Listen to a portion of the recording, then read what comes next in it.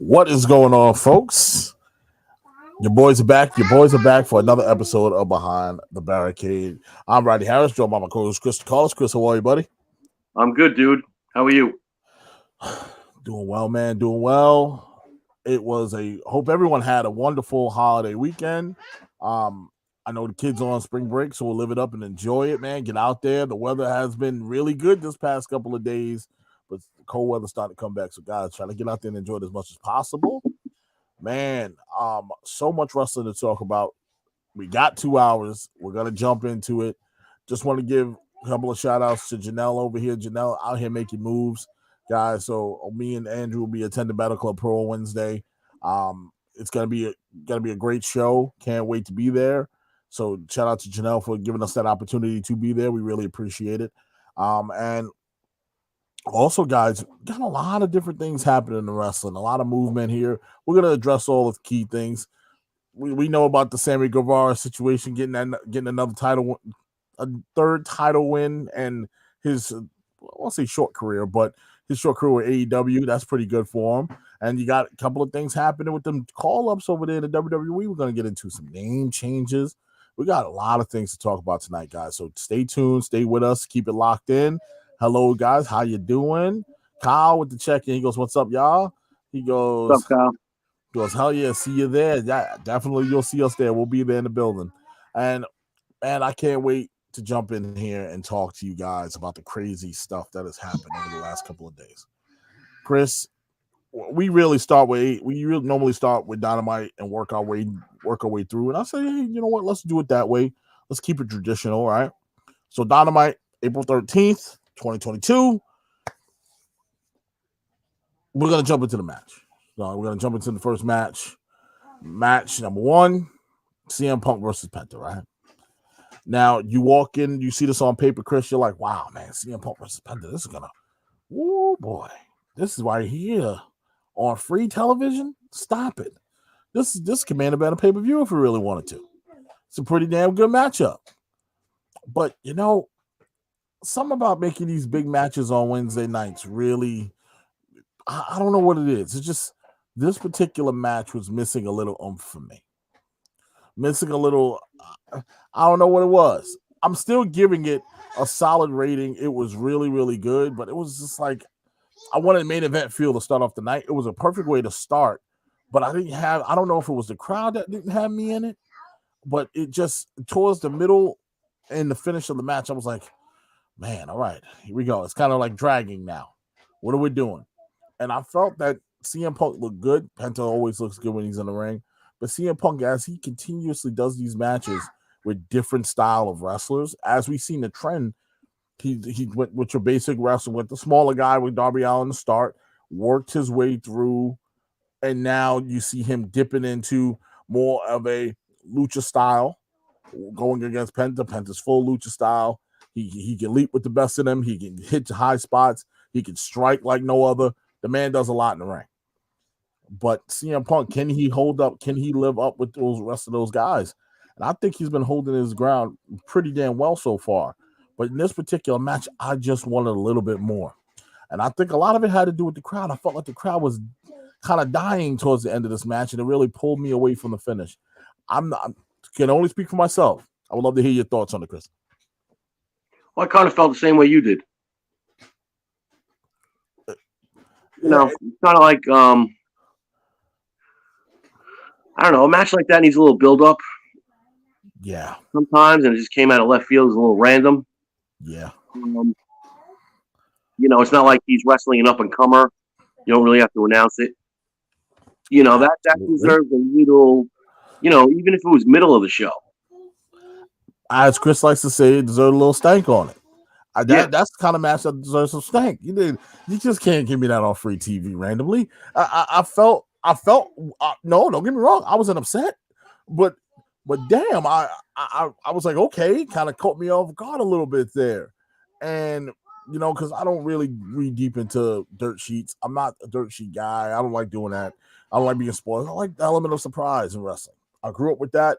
I like it. Let's keep it around as much as we can. I know how difficult it is in this time to do so. So when I got the chance to hear both of their music hit and they come out. I'm like, oh man, we're in for a treat. This is a way to start off a Dynamite right here. The match gets started. They're working, and they're working small wrestling spots, just simple wrestling maneuvers. I can't believe that the crowd. I don't know what it is about that crowd. Where were they? Where was this show? I have to know. Yeah. Louisiana? I think so. Yeah, it was in the Sometimes you just get a weak crowd. Lakeford Arena. Yeah, and this, it pissed me off. I was like, come on, guys. These are two studs in the ring here. This ain't no run of the mill regular match. That's not Dante Martin there. Come on. This is Penta. This is CM Punk. Let's get live for it. Let's get hype. And sometimes AEW hits, and then sometimes they miss with their opening matches. Don't worry about it. We'll get Chris back. So all of a sudden, when I see something like this advertised, it's amazing. It's amazing how it all comes to. But the build-up, there was really none at all. And the crowd, I think, probably was hype at first, but then kind of was just died off. The hype just they blew that tank at the beginning of this match and just was like, oh, okay, now let's finish it. I just felt like it wasn't enough for me. I don't know. I need a reason for them to, Yeah, you need a reason why they're out there. I know a lot of people's ratings for this match. Some people gave it 2.5 stars. Some people gave it 3 stars. But a lot of people did feel this kind of the same way. Like no build up, really hard to keep focus. Like it was a lot of great spots in this match, but it's like, where are we going? Is this a match for a number 1 contender spot? Is this a match? What is this match for? You're just giving it. Exactly. Like you have a reason behind it. Yeah, like did they have an altercation on social media that we don't know about, or what happened? Because now, first of all, both of them are in 2 different paths. Penta's working this different style character, and it's almost like a heel, not heel, and then Punk is, I'm going for the title. Yeah. So where are we going? Like, was this just a buffer match just to see? All right, can Punk keep up with the best of them? I don't know. I think he can. I know he can. I think he just tries too hard sometimes to come out of the box hot. Yeah, and this is where we always talk about. They know how to start a match. They know how to start a Dynamite, but sometimes they miss badly. I feel like this was a slight miss here.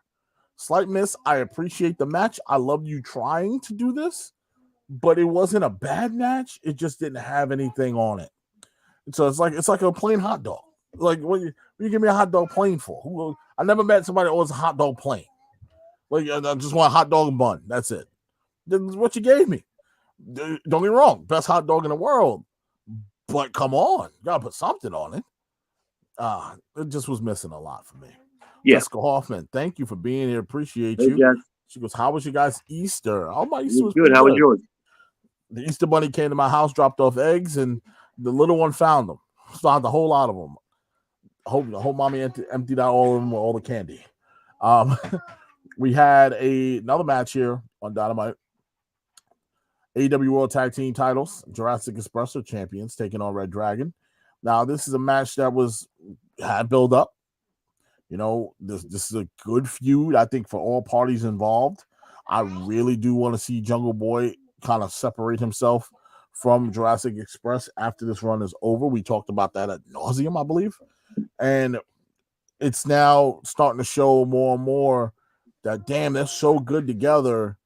But, man, I just want to see what it'd be like when they're not together.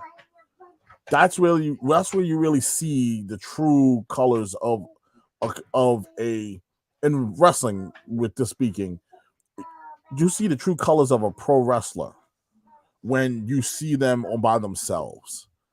And I know Luchasaurus can go. I know Jungle Boy can go.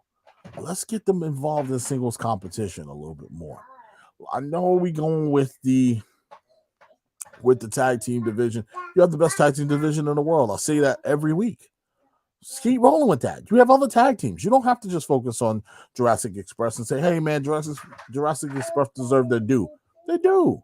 But now it's time to transition these 2 guys into some main worry about yourselves now. It's time to separate. And I thought Red Dragon had an opportunity here to pick up those titles and run with them, because I just felt that it's time to transition Jurassic Express. As you know, Jurassic Express went over, so we really are going to get another round of Jurassic Express as your tag team champions. Chris, how do you feel about the match?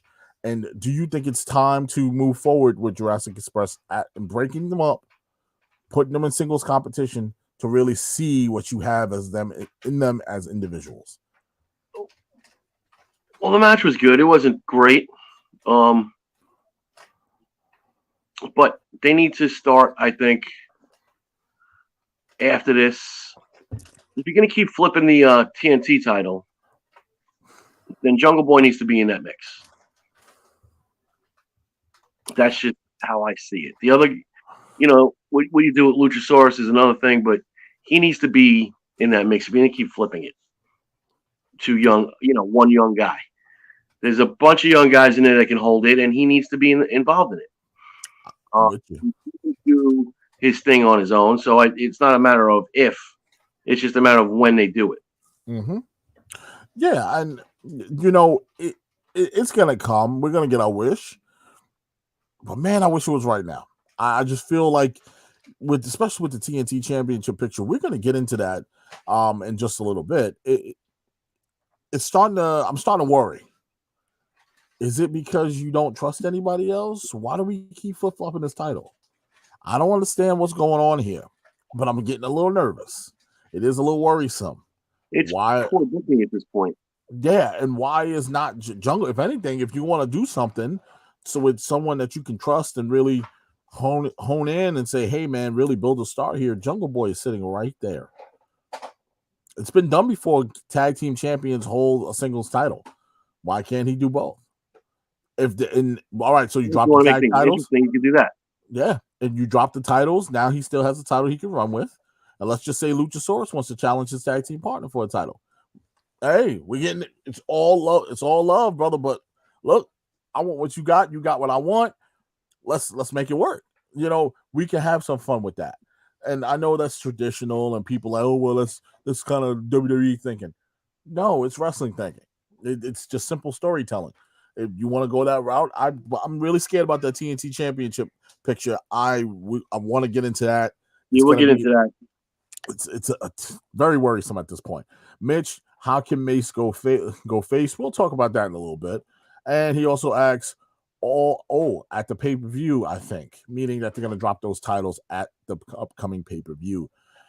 Hey, best thing to do right now is to see what you have, especially with the ROH getting involved and you're separating that. You want to see who can float on AEW and who can you make a star. And if you can't make them a star right now, let them work on ROH. Build up and bring them over. Kind of like the system, not NXT per se, not a development ground, but the systematic thinking of build over here, transition over here. Because guess what? The AEW fans are going to watch ROH because they're associated. And that's why I'm not too upset that there's so many belts. It's the fact that you're making a brand new rebranding entity. You want to put it out there. This is what WWE should have done with NXT. Put it out there on Raw. Put it out there on SmackDown. Get them involved in your big pay-per-views, because now the people that's watching your product is going to watch on Tuesday. So when LA Knight hits the ring on a Monday Night Raw or a dark match, people don't, who the hell is this guy? I have to give AEW credit. They're doing the right thing by introducing those titles, letting people know what they are, putting it on their television shows that's doing really well. And now we're going to separate it and move it forward. Now, fans, you just saw it here on Dynamite. Come on over to whatever network we're going to be on and watch that on a Tuesday or Wednesday or whatever night they choose to put it on. I say in particular, I happen to like Saturday night. I think Saturday night, I know market-wise it's probably not the best thing in the world, but man, a Saturday night main event kind of style wrestling show, it doesn't have to be early in the day. It can be late at night. It can be 9, 10 o'clock. Yeah. Give it an intimate feel, about an hour. ECW style feel. Well, I was going to say ECW killed it on Saturday nights. Yeah, like you can really go above and beyond. It's the weekend. You get a network. A lot of networks don't. They just run reruns on the weekends. You get something that you give them something fresh to put on. People are gonna come. Don't worry. The more you put it out there, the more people are gonna come. So, Mitch, I hope that answers your question. We had MJF taking on Sean Dean. Now, these two have met before, and Sean Dean, I believe, owns a victory over MJF. But this is kind of silly. Okay, so which was expected. We are now in the motion of getting Wardlow into the mix with MJF. I am starting to see why MJF's frustration is starting to settle in behind the scenes. A lot of it has to do, I'm pretty sure, with money. A lot of it also has to do with treatment. He wants to do what he wants to do when he wants to do it. And the push ain't the problem. I see a lot of people talking about, oh man, this is the way he's being treated with the storyline. No, he's being treated pretty damn well, to be honest with you. All that stuff with issues with Tony, that's money, that's contracts, that's business. This has nothing to do with business. He's been portrayed on television pretty damn well throughout the CM Punk feud all the way up until now. This was a little hokey. The match was going somewhat decent until Wardlow shows up and boom, MJF gets counted out. Tries to bribe the ref, tell him he's going to pay him double of what Tony Khan is paying him so he doesn't get counted out. The man counts to 10 anyway. Sean Dean owns a victory over MJF. I believe this is his second victory over MJF. Kind of crazy to think about. Kind of hard to rate for everybody. They don't know where this is going, but it's just progressing the storyline. It's very simple. Wardlow in the security outfit, sitting in the crowd, thought it was a cool little touch here and run and hit the ring and destroy everybody. He's just sitting there. You wasn't expecting to see it. It happened. Boom, bang. I was expecting to see him show up, but I wasn't expecting to see him behind the barricade. No pun intended. But I thought it was a cool little touch. I wasn't too upset with it. I did like the hokey stuff sometimes gets me. I did like the whole, don't count to 10. Don't do it. Please, I'm begging you. Just I'll pay you whatever. I did enjoy that part of it because MJF is so damn good. So I like to hear your thoughts, Chris. What do you think about this whole angle with MJF on Wednesday night? Well, I think it's like one of the longest fucking, known thing, the longest known things that we've known about these two for how many months now? Or, I mean, they've been planting Easter eggs on this shit for about a year. For a year, that's a long build. So at this point, to keep rolling them out, the segment wasn't bad, but to keep rolling them out, hiding in the, he can't come in the arena, he's getting himself in here. How long is that going to go on before we actually have them wrestle?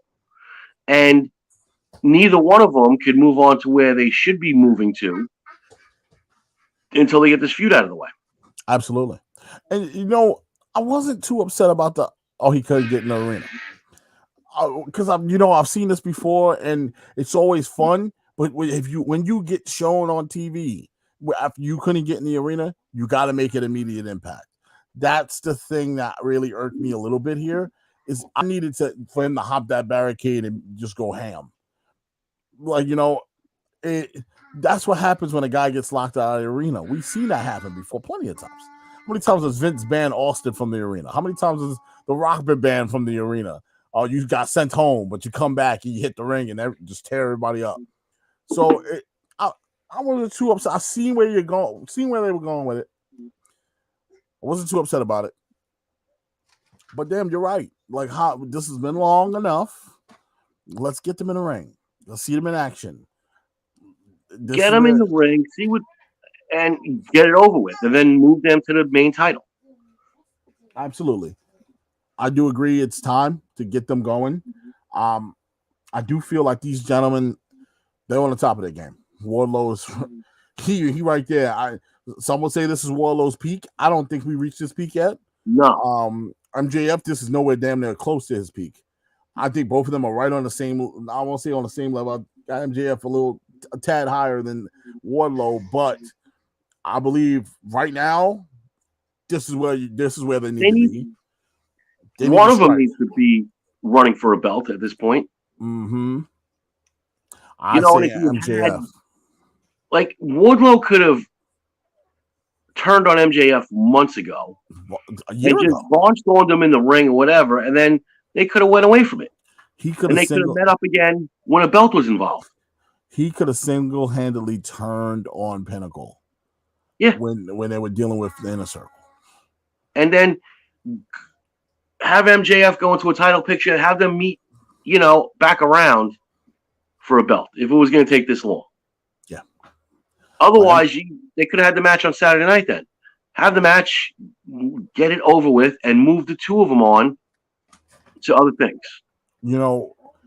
I was thinking the same thing because I said, well, MJF could have had the TNT Championship or the FTW title or something of that nature. He could have held that title and flaunted it around, plus the Diamond Dynamite diamond ring. So many options and opportunities. I appreciate the long game. I like storytelling. But yeah, this has been a little too long. A little too long. Let's get him in the ring. Let's settle it. Match number 4, Eddie Kingston, Santana Ortiz taking on Chris Jericho's Appreciation Society. That's Jericho, Hager, and Garcia. Chris, I have no words. I don't know. The match wasn't bad. It wasn't a bad match. It's just I really don't like this new faction. No, it's terrible. I don't like it. I don't think they have enough star power. It's not working. It's not working. It's who is this benefiting? Benefiting Garcia? How? Somebody please explain to me how. Because I just don't see it. Drew, what's going on, brother? I just don't see how it benefits Garcia in any way. I mean, he picked bottom feeders to be in his faction. Yeah. And I see what he tried to do. I don't even see what he tried to do.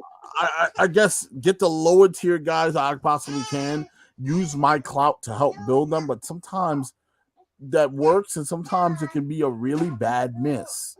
This is a really bad miss. And Garcia, okay, I see a lot of potential in the kid. He's not 2.0 bad, but the fact that 2.0 is even involved, just not necessary. You could have just left it at you and Garcia team up as a tag team if you wanted to help the kid out, and just have Hager as the enforcer just walking around with you like a valet. But yeah, 2.0 being involved in this is just ridiculous. Garcia could have. Andrew said he was mentioned with Moxley and Danielson, right? Mm-hmm. So if that's the route you wanted to go with him, put him with established people in a faction, throw him that way. You could have had Jericho just hanging around with Hager at this point. It still would have worked. With Hager as his fucking henchman, and you don't need 2.0. It's not working. Not at all. Not working. It's unbelievable. Now, Andrew makes a good point. He goes, JAS, oh my God, is the worst group in AEW. Absolutely. I agree.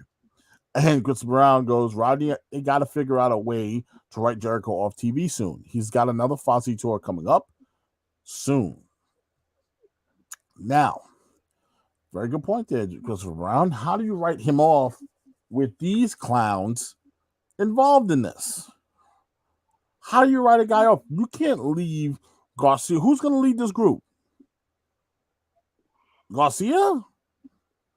Garcia's going to lead the Chris Jericho Appreciation Society. How does that work? Hager? Well, until Jericho gets back, I'm in charge. Like, you're going to have to break them up.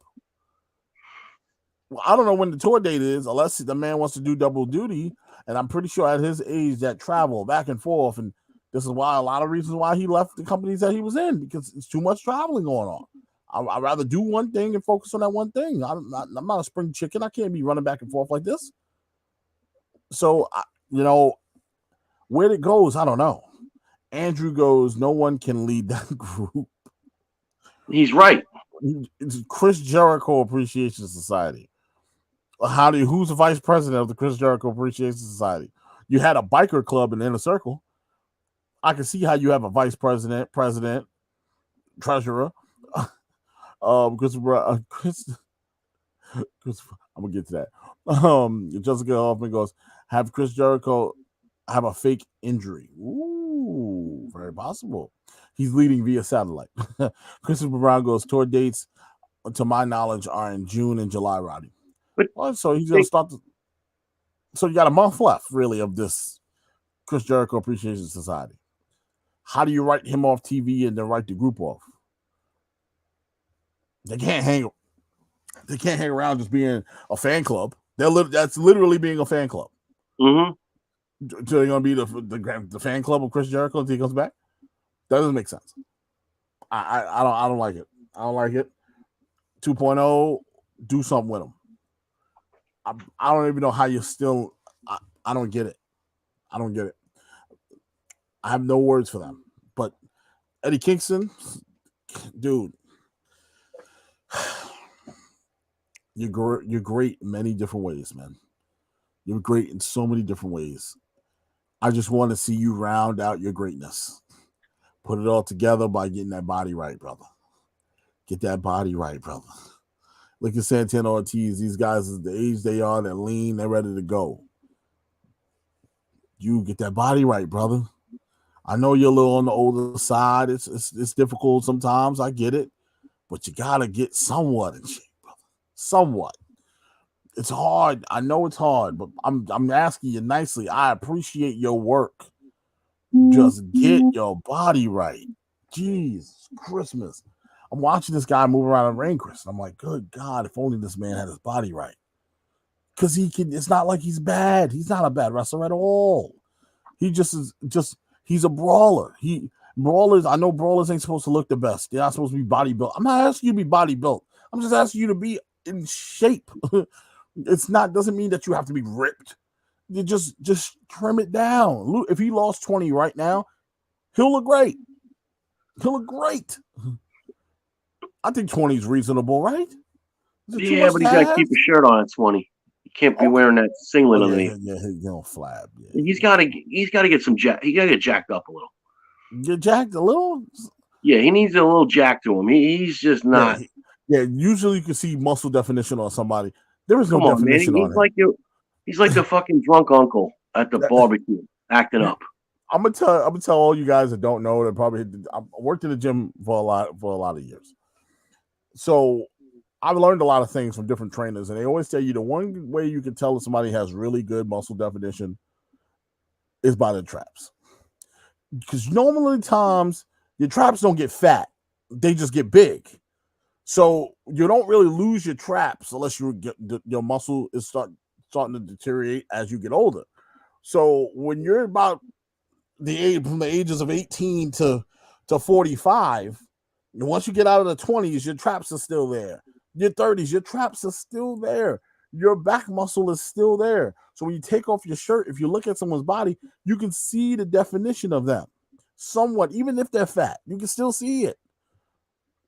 But with him, you don't see it. No, got none of it. You don't see it. All right. I will take it back. You gotta go. You gotta drop 25, and you gotta lean up. You have to. He's got no excuse. He gets paid for a living to do this. So part of that is in the gym. I'm sorry. He's not working like us every day. He works in a sports realm. It's his career. You have to look the part. Get in the gym. There's no excuse for him. How Tony Khan hasn't gone to him and said, yo, you got to get yourself in shape. No disrespect to my man Walter, but what did Vince tell him in order for him to get called up? You got to lose weight. You got to lose weight. And like you were saying, no, but Walter had the traps. He had the. Yeah, he got the different. But now he wasn't grotesquely out of shape. No, he was just chubby and flabby. Yeah. And now he leaned it up. He toned it up. This dude, come on. Hit the Bowflex, bro. Just hit the Bowflex. Do some push-ups. Or calisthenics, baby. Get to a jungle gym and just start Pull-ups, Do some pull-ups, push-ups. jumping jack. I'm not asking for a lot. Just run in place. I don't know what to tell you. Just do something. Okay. Karaoke from one end of the park to the other. Whatever you gotta do. Yeah. Just and for all those people, yeah, he could take a bump. We know that. He's in ring running shape. Yes, he lasts throughout the match. But your appearance means something in wrestling. Come on. It means something in wrestling, guys. I know we sound like we're nitpicking, but it means something. For his own health. That's what I also am concerned about. He is not the youngest person in the world. And as I see people get older, it's harder for them to lose the weight and get. Come on, bro. We all know what that look is. He has the look of a 6-pack a night. He's drinking, he's chugging the beers. Bro. You look like that guy you used to see outside the bodega with the shirt. He's banging down beers every night. With the t-shirt 3 times the size of him. Because he's just trying to cover the beer belly, he's baby. Listen. Come on. I know guys like you, brother. So look, and those guys talk about holding back Santana and Ortiz. Now they're getting held back by Eddie Kingston. Man, I think the real question is how much longer can you see these guys? Now the pay probably is good, and that's why they're here and they're having fun. I get it. And I feel if you get paid well and you're having fun at a job, why the hell would you leave? But they want to be stars. They want to be top level stars. They want to hold straps. They want to the whole storyline. The whole storyline needs to go.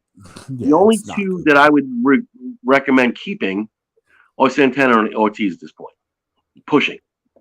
Yeah, you're not going to push Eddie Kingston any more than he was. That he's reached the ceiling. He has a shelf life, and it's starting to turn. I think it was Mark that said it last week, 2 weeks ago, that them adding Santana or Ortiz to this was reeks of desperation because Eddie Kingston and Jericho really can't do it alone. But then Jericho wants to put this crew together. Okay, and they're the worst possible brand of misfit toys you ever want to see. And then you turn around, Eddie needs to put some guys together. Oh, let me trot back into history and get some old guys that I was cool with, so we can get the rub off of that, and then it's no. Eddie should have had some younger guys behind him. If you really want to make this what it is, get a young maybe the Varsity Blunt. They don't fit with Eddie Kingston, but at least they get on TV. At least they get a moment with Chris Jericho. At least they get the rub that way. But you don't put Santana Ortiz in that position. I just don't think Eddie Kingston deserves a rub. At this point, I honestly don't. I'm conflicted. He's not a heavyweight champion caliber talent, but he's a mid-card talent. He to me is Al Snow. You like Al Snow, you respect Al Snow, you appreciate his work, but Al ain't winning the championship no time soon. That Eddie can work. I've seen Eddie work. I've seen Eddie's work for years. It's not that the man can't wrestle. We're not saying he's a bad wrestler. We're just saying that he needs to take the proper steps to make himself more marketable. Because Chris is not sold, okay? I'm going to tell you right now, I'm barely sold. Chris is not sold. We can only speak for ourselves, but I'm pretty sure we're not the only ones saying this. Because nobody picked Eddie Kingston to win a championship. So, but if you market yourself better, maybe we will. Just saying. It goes a long way. Now, Chris Brown goes, what Walt? Oh, I don't know what the hell just popped on my screen. He goes, what Walter needs is Peloton, provided it doesn't kill him first. Well, yeah, Listen, Walter did something because he's jacked now. I don't know what the hell he did. I would love to see what his regiment was. Who did he get connected with? Because they helped him immensely. He looks great. If you look at the pictures of the before, what Walter looked like, and look at Walter now, he doesn't look smoked out skinny. He looks lean. He looks healthy. His face even cleared up. You can see it. You can see, man, this looks totally different. Yeah. And because he invested in himself. You want to be great in sports and entertainment, you got to invest in yourself. Talking to all the kids right now, listen up. Guys that have dreams of going to the NFL, guys that have dreams of going to play professional sports, You want to be great? The greatest of all time, you know what the GOATs did? They invested time and money into themselves. I'm not talking about going out there to the club. I'm talking about getting their body right. Training, regiment with nutrition. Get a nutritionist. Have them, you got enough money to get a nutritionist, have them live with you and cook for you every day. You know you got big game coming up. You know you got training camp coming up. You ate like a slob all the off season. All right, training camp coming up. We got to get right. Okay, make sure your nutritionist gets you right. That's how guys last long. These things need to be done to be great. And I think in the wrestling business, it goes a long way too. I don't see a lot of people that feel they want to be great. I don't. Drew goes, it's a nostalgic act in a way because Impact and Eddie Kingston was once a part of LAX. Just, yeah, I brought that up. Absolutely. And Santana Ortiz was LAX. Yeah, they made it. That's what it is. What's going on, Marky Mark? Checking in. Oh, my man, first day on the job. First day on the job. Now, moving forward, as you guys know, that Chris Jericho Appreciation Society won the match. Very, very sad. Maria Shafir taking on Sky Blue. Now, Sky Blue really don't got much to her. Saw the girl appear on different wrestling promotions. Know a little bit about her. Not a bad hand. Just carry it. I'll be right back. All right, no problem. She's not a bad hand, not a bad wrestler, but you put her in there with a Maria Shafir. No build, no nothing.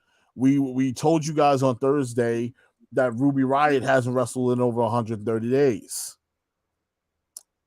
Mark texts me right after the show, I think on Saturday, guess who's going to be in the women's Owen Hart Memorial Tournament? Ruby Riott. That's why they listen to the show, guys. I'm positive they listen to the show. Now, you have Christopher Brown with the check and goes, there's an easy solution to Eddie Kingston. Problem that's not being spoken here. If you're looking for a top spot for him, if he looks like you're trying to shove a square peg into a round hole in AEW, fucking put him in Ring of Honor and see who on that roster to see who he can mesh with best. I don't disagree with you at all. Once I said at the beginning of the show, AEW is doing the correct thing by putting all the belts and mentioning the Ring of Honor product on the show. It's a smart thing to do. But the one thing I want to mention is that they need to understand, use the model of an NXT. The model of an NXT is not necessarily, it's necessarily to develop younger talent, a new talent, and bring them through the system, through the WWE way, until Vince can get his hands on you and muck you up. You don't want to muck anybody up. You don't want to use that particular end of the system. The way you want to use the system, what I mean by that is bring people in to Ring of Honor who can't float on AEW. Eddie Kingston, Ruby Riott, 2.0. Guys that can't make it on Dynamite and real regular TV show needs to be the home for Ring of Honor. Ring of Honor needs to be their home until they're able to get over, because the fan base over at Ring of Honor is the same people that's watching AEW and vice versa. The best thing for you to do is continue to what you're doing with Ring of Honor and then proceed to let the fans pick and choose who they want to see.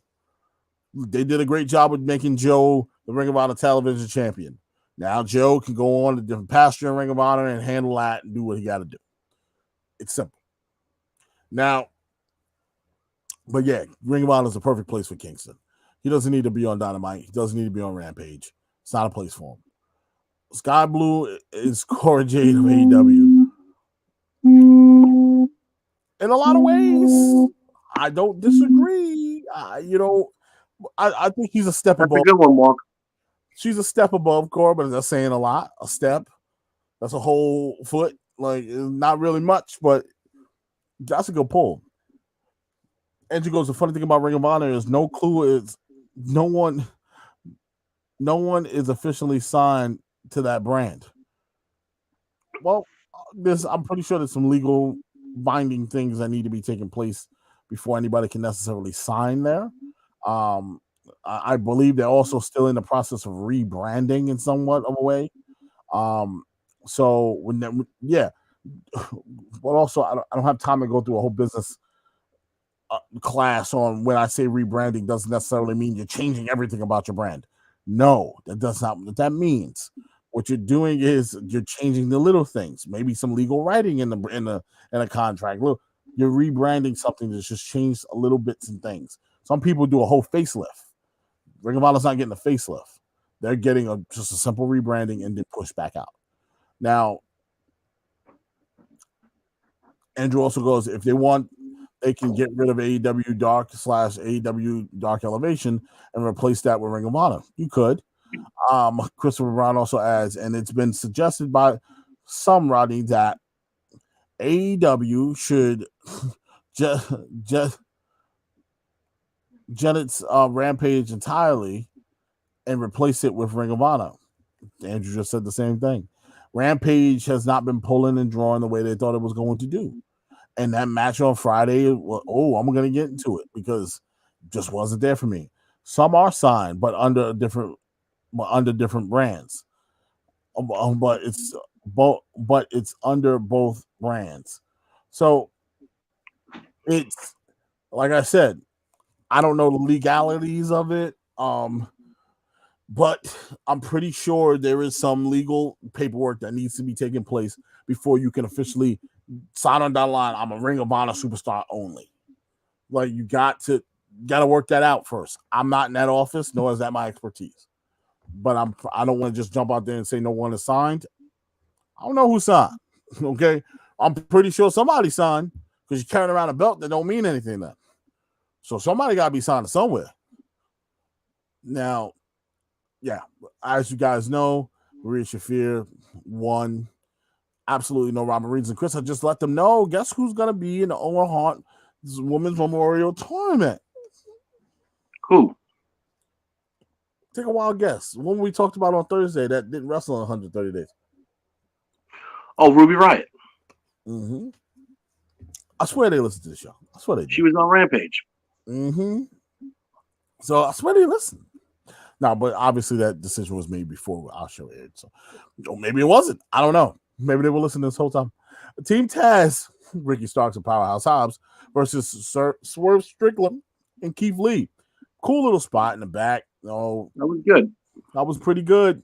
One of my favorite spots in the night, man. I think it deserves. Ricky Starks got a nice ovation.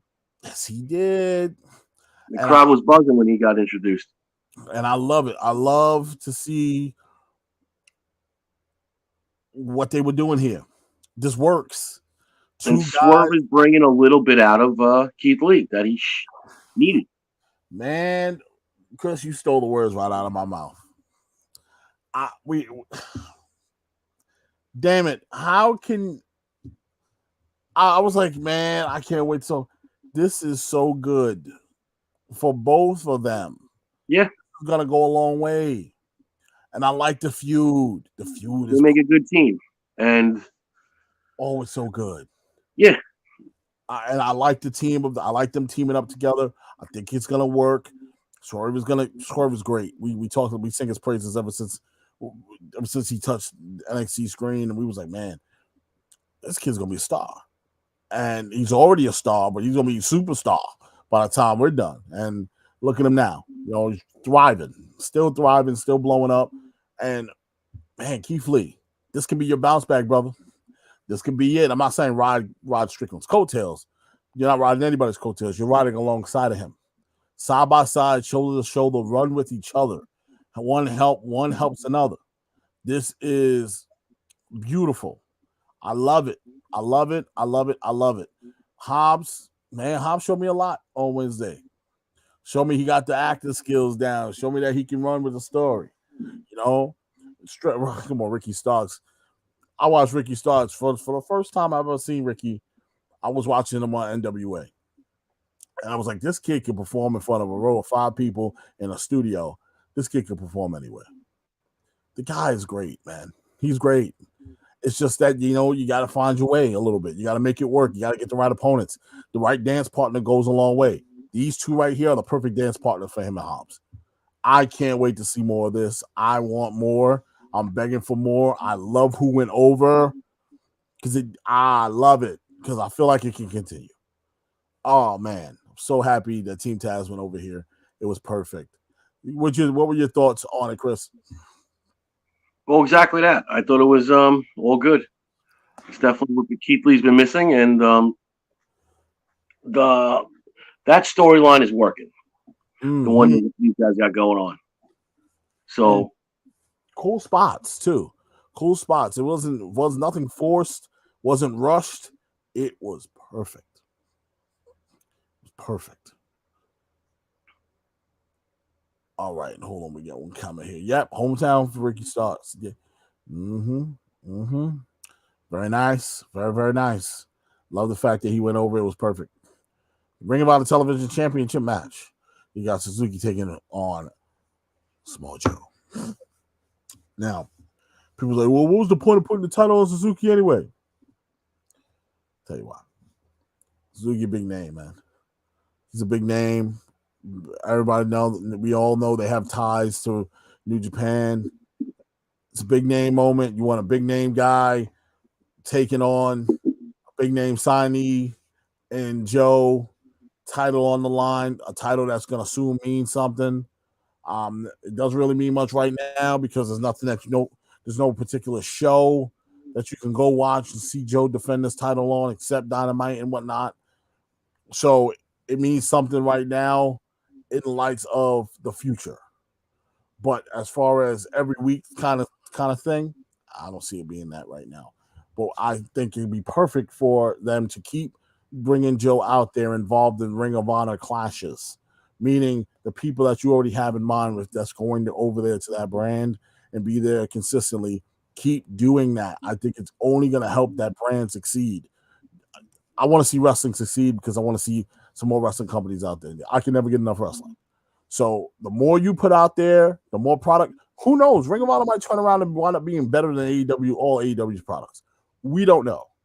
We can only hope, right? We can only hope that Ring of Honor blows up and it becomes way stronger than AEW ever has been. Who would think that, right? But it could. It could very possible happen. But I don't see no one fail. But I do want to see people succeed in the wrestling business. Good match, solid way to end your night, get things going. I love it. I love it. I love it. Until Chris, take over to until. Until we bring in another circus attraction to the show. Yeah, I like the Jay Lethal angle. I had no issue with that. They got history; it works. But now we have this dude's not going to do nothing. He's not a wrestler. It's just it's El Gigante. It's all these dudes from the past that they've brought in, all companies, and it just doesn't. Listen, they got their own great colleague now. I just never was a big fan of Andre the Giant. Like when I was little, I thought Andre the Giant was cool. Yeah, then I got out of it. Then I became a teenager, and I'm like, no, Andre the Giant's kind of whack. I like Macho Man better. Oh yeah, come on. Yeah, well, this is that was a trend. I'm like, I was little I thought it was impressive when I was 7, 8, and then I got to be like 12, 13. I'm like, no. That's one hell of a jump. You went from Andre to Macho. Lord have mercy. What a jump! I'm just like, no, wait. So I'm not down with these big dudes, and I'm certainly not down with this. Okay. Now I'm willing to give it a chance. You know me. I know you give everything a chance. I give it a chance. I'm gonna give you 2 weeks. I'm gonna give you 2 weeks. You gotta impress me. If you don't impress me in 2 weeks, I gotta drop you. Now I'm giving you a chance. Okay. I've learned to be a very patient man in wrestling. I can't look for instant gratification. But Chris always has taught me how to read past the BS in this business, where you see If you see shit on the ground and it smells like shit, Roddy, it's shit. Okay, It's it shit. ain't that. You can't put lipstick on a pig. You can't piss on my head and tell me it's raining. You can't do none of that. So I try my best to. But wait a minute. And Chris goes, no, Roddy. There's no buts or wait a minute. No wait a minutes. This is it. This is what you're getting. This is it. And I'm like, oh man, I don't want to believe you. And every time he turns out to be right. So I'm gonna do it again. I'm gonna give you I'm gonna give you 2 weeks. All right. Big man, you gotta show me something. You gotta come out here making an immediate impact. Now, people are calling you Great Khali 2.0. People calling you names. People getting out here getting at you. It's okay, man. Don't embrace the hate. Show something. Now, if you come out here doing wheel kicks and doing some crazy stuff, now, all right. Now we're talking. Now you're a big man that can move. You know, it's very hard for guys this size to get around like that. But I'm giving you an opportunity, man, because you're in there with guys like Joe and Lethal, and those are prominent names, brother, in this business. Don't do that. Don't mess with the indie darlings. Well, they will eat you alive. Listen, if he comes out with more than 2 moves, I'll be shocked. Man, I'll be shocked. Come on, he's gonna be better than Greg. He's gonna be better than John Gonzalez. No, better than John. Be the same. Anybody was better than John Gonzalez, dude. Like we all know wrestling repeats itself, but it does. They should learn from their mistakes. Yeah, learn from bad history, guys. Learn from signing 7-footers. Now, listen, Undertaker, he was about 6'10", 6'11", and he had basketball background, but he's got the different body style, and this just screams of dog shit. I can't get mad at you because every time he tells me this is right, he's never steered me wrong. I'm gonna lean on my boy. I'm gonna hold out a little slight bit of 2% hope because I just feel like I gotta give it all a chance. I can't crap on it right so soon. I gotta see something develop, and we're getting small increments of development. I do like the fact that you're involved with Joe, and because those are names that can really help you, really get some rub on you. But if you ain't gonna do nothing, and you can't move, and you can't do nothing but a big boot, I don't know what to tell you. You'll be a big boot and a leg drop. Like I said about Omos, I gave Omos a chance, and people say, "Well, Omos." Because Omos now starting to show you that he can do something more than just a big boot, a clothesline, and a body tackle. Okay, he's showing that you can do a little bit more than that. He can toss you around a little bit, even though he is still a little stiff in the ring and moving around and a little bit of a pushing over a statue. But Omos has a little bit of personality and charisma about him too, where he gets on a microphone and would just get mad. I don't want to hear you talk, bro. Just stop talking. And that's the cool part about him as a heel. You got to do that. You got to be able to piss people off. And he doing it pretty good. So learn from the big men of the past. If you can't talk, get a valet. If you can't move, disguise it very well by wearing some flashy pants or something that just.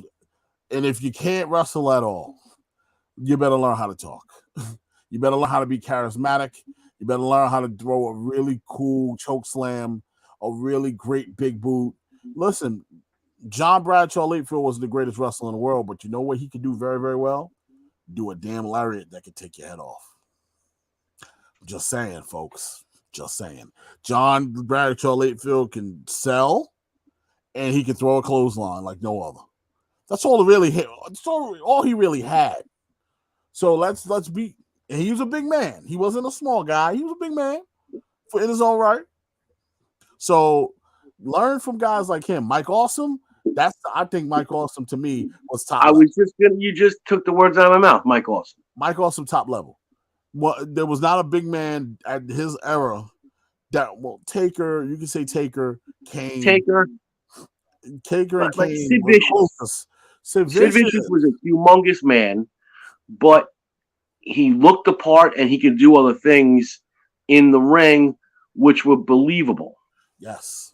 And those dudes, they do exaggerate their height. right? There's a big man, they are, but they're adding a couple inches.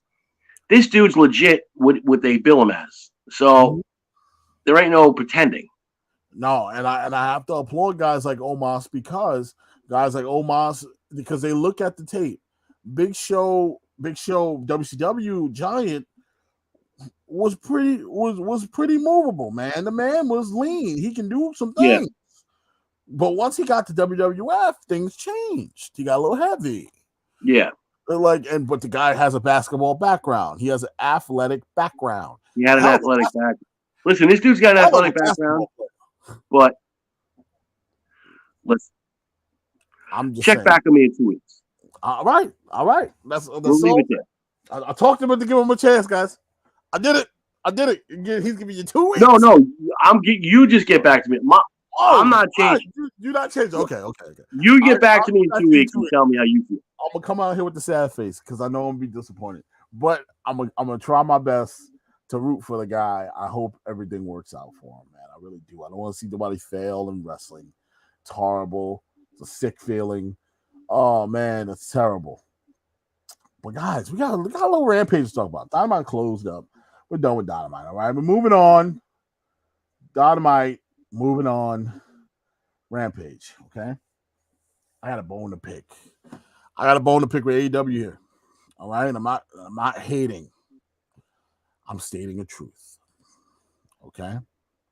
Stating a truth.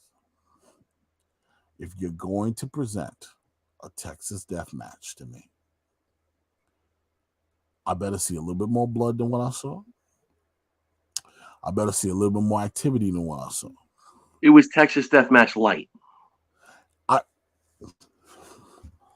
On the marquee, Chris, did it say Texas Deathmatch Light? Or did it say Texas Deathmatch? No, it's a Texas Deathmatch. Because you know I tuned in because my boy Hangman was watching. I had to watch. It was light. Oh, was it light? The blood was light. The blood was light. The blood shouldn't have been. It was so light. My man took off barbed wire off a chair wrapped around his hand instead of just hitting the man in the head with the chair with the barbed wire on. Oh man, some of the things that was happening. The Death Valley driver, was it the Death Valley driver he hit him with onto the chairs? Hit him in the upper back. Adam Cole starts selling his lower back. I like these. If we're gonna do, look, we've seen Adam Cole do some crazy stuff before. Yeah, he could listen. They both can do these matches. They get down and dirty with it. These boys ain't afraid. So don't play it close to the vest. This is why I don't know if they were running. What time was Rampage on? 7 p.m. I tuned okay, in. so it was preempted. It was an hour special start time, an hour before SmackDown. So, but there was a reason because of programming, right? Yep. So, but then if that's the case, then why are you putting a Texas Deathmatch on that Rampage? When you know that the time is off, people, why would you do it? Chris, I don't know. Some consistency. Consistency is just a little bit, that's all I'm asking for is just a little bit. I'm not asking for a lot. Am I asking for a lot? Just the booking here. The booking. A lot of things wrong. Talk about the booking. I just got to flip my chicken. Go ahead. Yeah, the booking. Here's the issue with the booking, folks. You have all these matches come on this card. Now we're gonna go through majority of them. Blackpool Combat Club versus the Gun Club. Whoop-de-doo. All Heart Foundation Women's Tournament qualifier. Ruby Soho versus Ruby Renegade. Texas Deathmatch. Okay, so we only have an hour. We can only fit 3 matches. I forgot the Butcher versus. I want to let everyone know. It's only 1 hour. There's only so much you can do. But look at what all came before that match. This match should not have been on this. No. Well, can I listen? We just said we've seen Adam Cole do this, right? Yeah. He did the trilogy with Ciampa. Mm-hmm. there was space between it. And somehow they were able to keep the storyline going with the space between it. Mm-hmm. It seems like you're just shoving it down my throat just to get it over with. Seems like you have other plans that you want to get to for this main title picture, and you're just kind of shoving, pushing it. Even the Britt Baker, how long did that marinate? Marinated for a long time, and then we got a top-notch match for the belt. Thunder Rosa wins it. And like you said to start, both guys know how to do these matches. Mm-hmm. Now it goes alrighty, and with regards to AEW's, we have heard that anything in regards to what Tony's big announcement is going to be next week. Andrew is speculating that the big announcement is going to be the placement of where ROH can be viewed. So I'm gonna say HBO Max because they were in deep conversations and deep negotiations on coming up with a deal with AEW, which would be huge for them, and it's a big moment. I personally would like to see it on a streaming service like that I already pay for. So don't make me go somewhere else and have to pay for another subscription that I don't want to freaking pay for. Okay, find a deal with somebody that already has a streaming service that we already have. Don't start something new, please. Don't announce an app. And I will say, I don't want like its own app.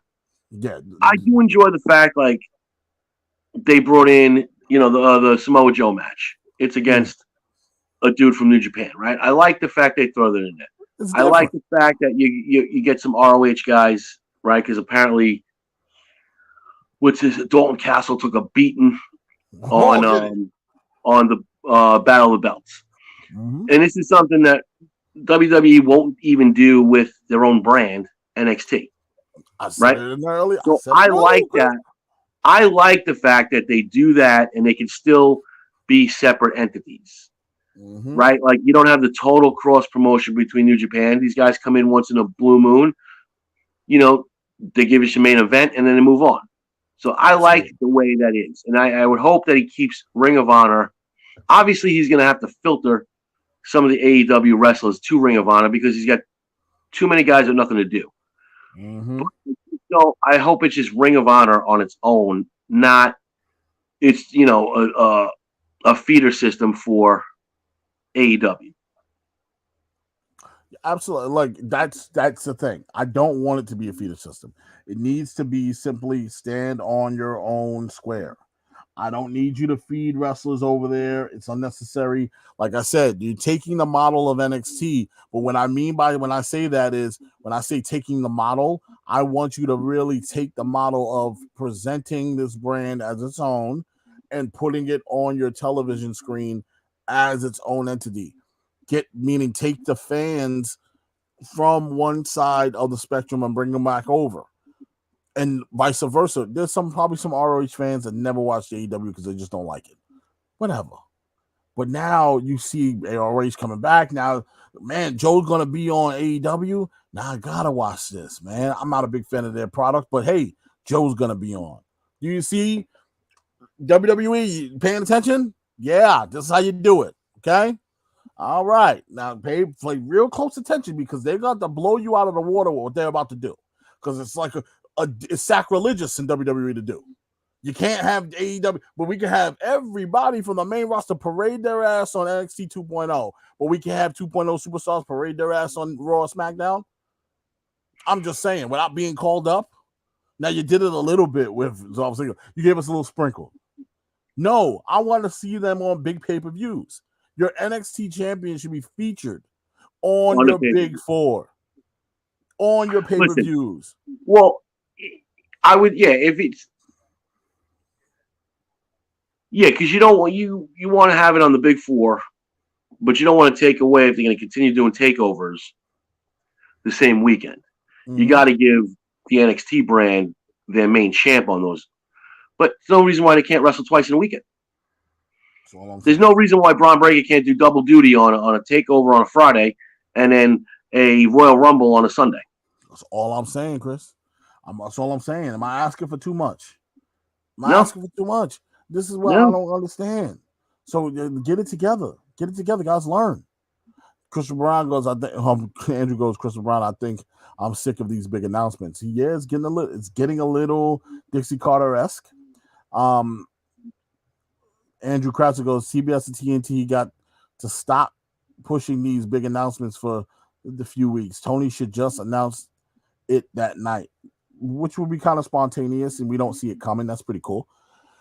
But they also run the risk of nobody watching, and now everybody missed your big announcement. You get it now, Andrew? You understand? I have no problem with it. That's advertising. That's advertising. You have to advertise. Like, WWE used to do it all the time. The big announcements. And I mean, come on. We just had the biggest announcement with the whole teasing of Cody Rhodes for how many months? So I got no problem with him saying I just hope the announcements measure up to what he's. Yeah, absolutely. I hope the announcements are worthy of the big announcement. Yeah, don't tell me. I don't want to hear nothing else unless you tell me that it's big business. I don't want to hear about, no, we got a certain superstar coming. I don't want to hear that. I don't want to hear that. Tell me that you got a streaming service partnership coming. Tell me that you got a channel for this product to be on. Tell me those things. Don't tell me that, oh, this person is coming and you bet your ass we're gonna have a good time. It's gonna be a great show. I don't care. I don't care about that. Because Brown goes, Drew, I feel the same way. I've learned to tune most of it out, but this week announcement will be worth listening to if you haven't already heard what is going to be. Oh my goodness. I got a checkmate to all that. I mean, WWE is constantly announcing how they're making history. Mm-hmm. All right. And the fanboys suck that in. Mm-hmm. So I really got no problem with him saying he's got big announcements. Just hope that the announcements move the needle.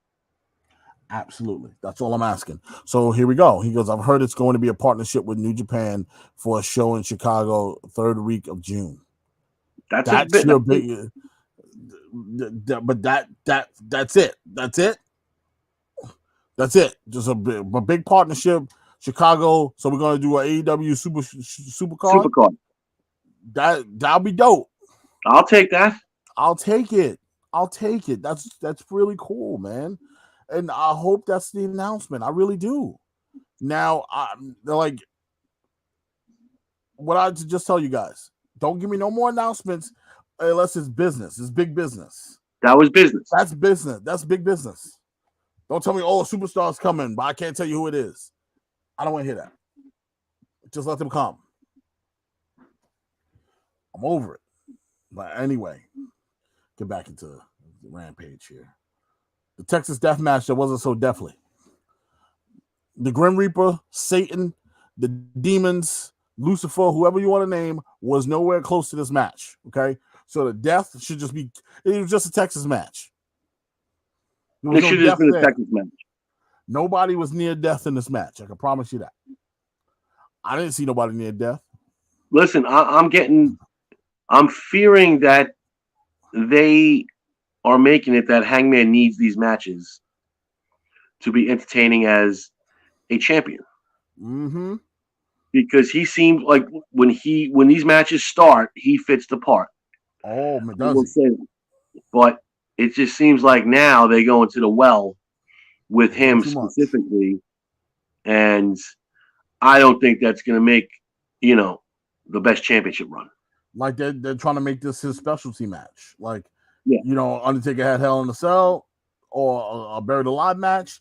This guy, he rolled that shit out once a year. This guy's doing it every couple of weeks now. Every couple of weeks. So, look, I'm over it. I don't want to see no more when I tell you, no more lights out matches.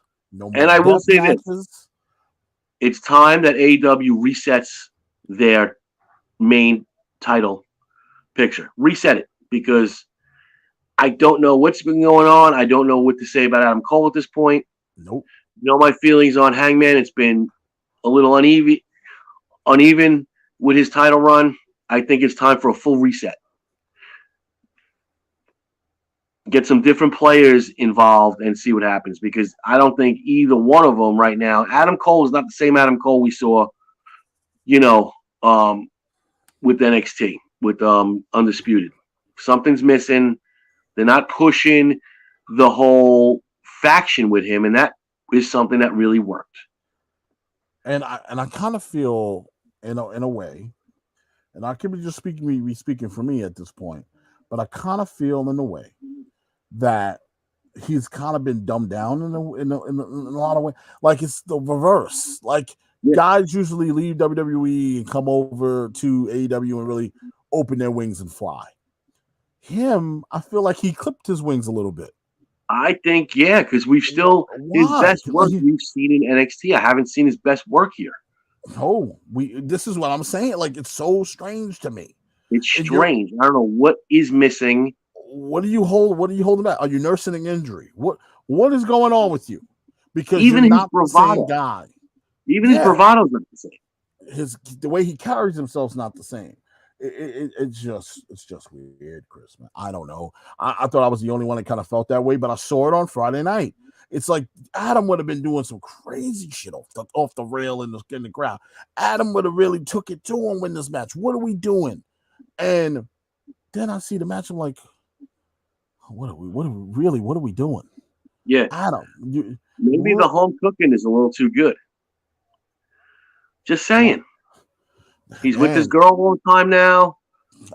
I don't know. Maybe the home cooking is a little too good. He's gotten a little complacent. It's like back in the day when boxers would tell you they wouldn't have sex leading up to the fight.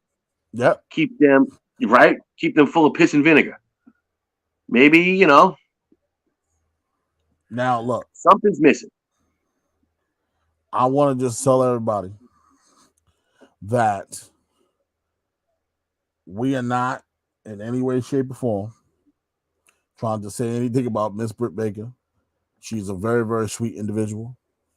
But she is a bigger right now in AEW. Miss Britt Baker holds more cards and holds more water than her boo, Adam Cole. Absolutely. It's the truth. I'm not gonna sit here and say I hate to say it because I don't hate to say it. It's the truth. Her stuff is better. Her stuff is better. It could be the booking, it could be whatever you want to call it, but her stuff is better. Yep. Simple. It's not hard. Her stuff is better. Call it what it is. Guys, we're gonna skip past the rest of Rampage. It doesn't make sense to even talk about it, other than Ruby Soho picking up a win, moving on in the tournament. That was pretty cool. Nice to see Ruby Soho. Absolutely. I really don't want to talk about Gun Club taking on the Blackpool Combat Club. No, I need to talk about a 50-year-old man in a thong. Yeah, I don't need to talk about a 50-year-old man in a thong. Like, I really don't need to talk about that. Don't need to talk about it. We're moving on. All right. So, guys, we had a special. What do you call it? What do you want to call it? You want to call it a pay-per-view, if you will, or what would we call it? A special edition of AEW Battle of the Belts 2. I'll call it a special edition event, on a Saturday night. They were up against some tough competition, folks. So if you're telling me ratings were bad, I completely understand. You had the USFL opening this weekend. Not saying that oh God, who's watching that? Listen, people that love football watch it. I had it on one screen. I had the NBA playoffs on another screen, and I was waiting for the Earl Spence fight to start. Yeah, I watch boxing too. Yeah, guys, boxing buff over here, buddy. Don't sleep on me. Now, I wasn't even thinking about Battle of the Belts. I wasn't. I was like, listen, Battle of the Belts don't exist. Wrestling doesn't exist right now. That's how I was, because I have more important things to worry about. They went up against some tough competition, man, and I'm sorry. It's hard to do. You had first match Scorpio Sky. Boy, do I feel bad for this man. Scorpio Sky taking on Sammy Guevara. Lord have mercy. Well, listen, let's just go through this quick so we could get to NXT. We touched on it earlier. Mm-hmm. Makes no sense what they're doing with this belt. Makes no sense to derail some of Scorpio Sky's momentum. The presentation of Sammy Guevara the people are regurgitating it because they're not happy with him running out there with his girlfriend. Nope. It's too much. We don't need to see those two together every No, 2 minutes doing what they're doing. I get it. It's leading up to a Paige Van Zandt, showdown. But I don't need them showing pictures of them naked in bed with the belt. We get it. We get it. You're young. You like to. I get it. But it's too much. It's too much. Now the fans are spitting it back at you. They don't like it. And then you put the belt back on him. This is the third time in how many months he's had the belt. And I'm not saying he's not deserving, but it just doesn't make any sense. Twice? Well, he had it, lost he had it. 3 runs. Yeah, he had 3 runs. 3 runs though. So, it just doesn't make any sense and rhyme or reason why he's getting it. If I was Scorpio Sky, I'd be pissed. How many title defenses does Scorpio Sky have? 1 or 2? 1. So I'm not happy with that direction. Again, is he deserving? Yes. To me, he should have been deserving and kept the belt on him all this time, then make the switch to Scorpio Sky. But to give it back to him and the whole Ty Conti shit, it's just, I don't blame the fans for spitting it back at him. That Andrew said that was his first defense. Yeah, first defense. Even worse. Sammy is getting the John Cena treatment now. Yeah, man. Because listen, I get it, Sammy. You got the best looking girl at the prom. I get it. You're happy as a pig in shit. All right, we get it. But don't cross it over into your professional life. It doesn't need. Listen. Adam Cole did the little thing with Britt Baker. It was one little match. It lasted one Dynamite, right? Because we all knew that they're a couple, so they brought him out there for the one Dynamite. Fine. But this has been going on now way too long, and we're down to locker room jokes between even what's his face Lambert. It's coming down to like, we're gonna mention your sex life every time I do a promo. Yep. Or your lack of sex life. And cheap little shots. Andrew said, if you saw the promo afterwards, both men of the year were pissed off. I don't blame them. It's just bad booking, man. We all know Sammy shouldn't have won that title back at all. No. You got the girl. You had the title already. What's the point of putting it on Sammy? Oh, Sammy's the biggest star. No, it doesn't. No, we're in the business of building stars. Okay, we're in the business of building. Listen, Sammy's momentum, and getting back to the Appreciation Society, Sammy could have been the third member with Jericho and Hager, and they could have had their little thing with the other 3, and it would have been fine. Right? Because Sammy just walking out of the ring months ago never really closed up what was going on with these guys. And instead, so Sammy leaves that group, and now he runs around with his girl. It's just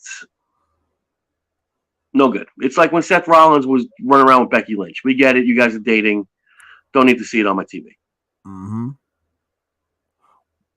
Now, not everyone thinks it's cute. I certainly don't. I'm about tired of it because I see it on social media too. It's overdone. Like we don't care that much. Really don't. Nobody cares. Nobody cares. Now Ring of Honor's world championship was on the line. Jonathan Gresham, shout out to him.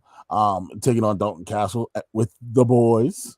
Now, I tell you, Dalton Castle. When I first seen Dalton Castle, man, oh man, I said, Andrew, what the hell did you bring me to? And great guy, hell of a wrestler, entertaining as hell, charismatic to no end.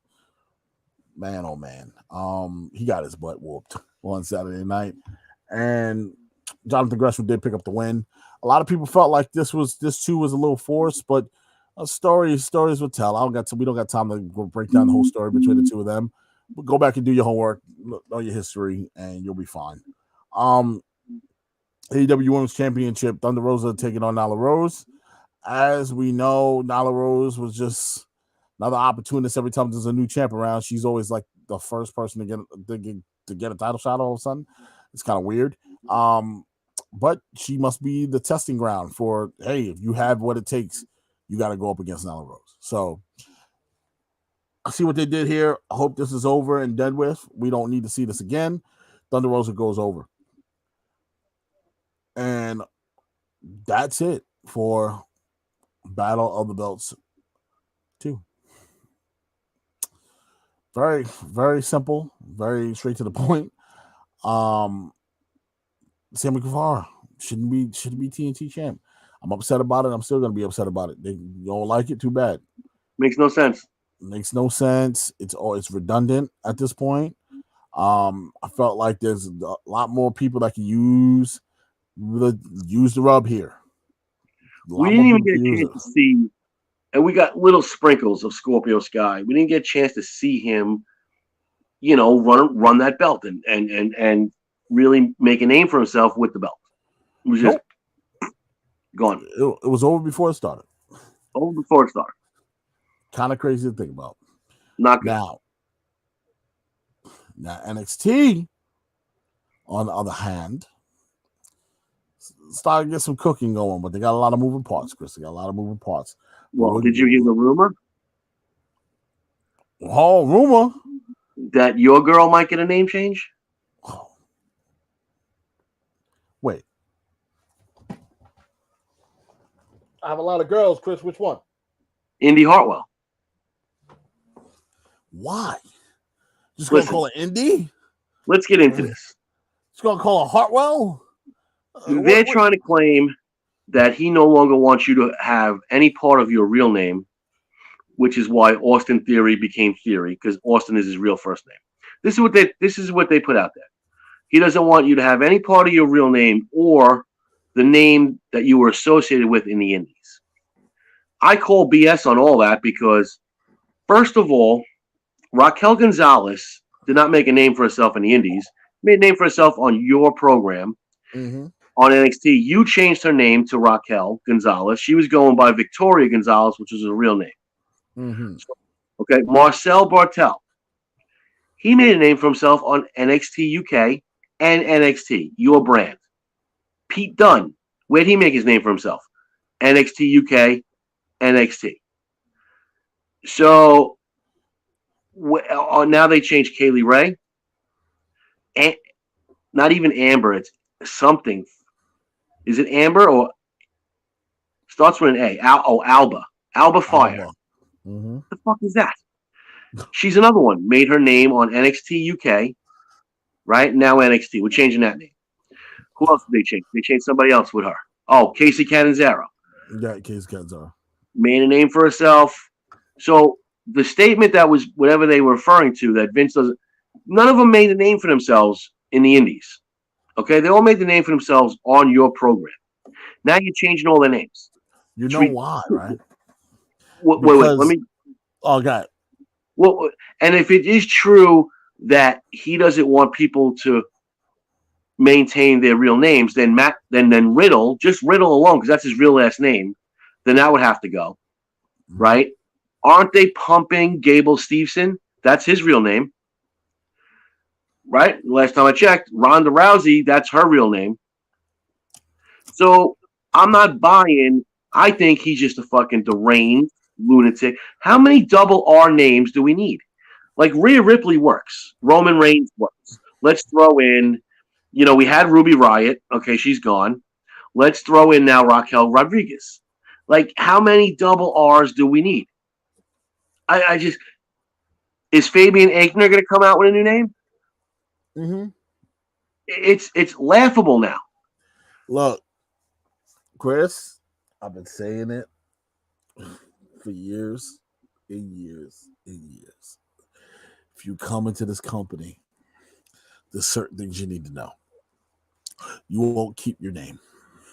You will own nothing and like it.